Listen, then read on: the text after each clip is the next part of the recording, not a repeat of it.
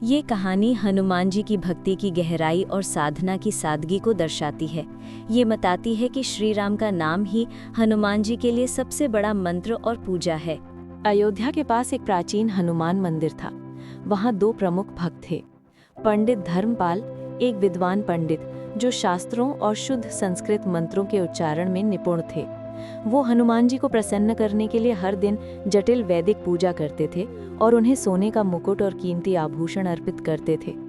उन्हें अपने ज्ञान और पूजा की शुद्धता पर बहुत गर्व था।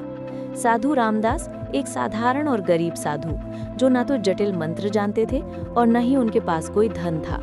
वो केवल राम नाम की एक पुरानी लकड़ी की माला लेकर मंदिर के कोने में बैठते थे और पूरे दिन जय श्री राम या सीताराम का जाप करते रहते थे। उनकी भक्ति में सादगी और प्रेम भरा था। एक दिन पंडित धर्मपाल ने साधु रामदास को देखकर व्यंग्य किया। पंडित धर्मपाल, हे साधु, तुम पूरे दिन केवल 2 शब्द दोहराते रहते हो। हनुमान जी रुद्र के अवतार हैं।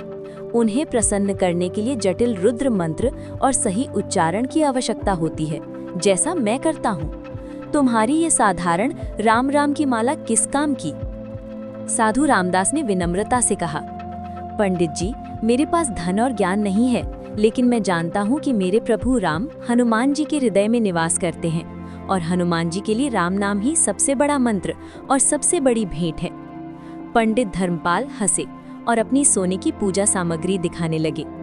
रात में हनुमान जी ने पंडित धर्मपाल को स्वप्न में दर्शन दिए। हनुमान जी स्वप्न में, हे पंडित, तुम मेरी पूजा में सोने और जटिल मंत्रों का उपयोग करते हो, पर मेरी प्रसन्नता उनसे नहीं होती। आज मैं तुम्हें दिखाता हूँ कि मुझे क्या सबसे प्रिय है। स्वप्न में हनुमान जी ने पंडित धर्मपाल के सोने के मुकुट को उठा लिया और उसे दूर फेंक दिया। फिर उन्होंने साधु रामदास की राम नाम की पुरानी लकड़ी की माला को उठाया।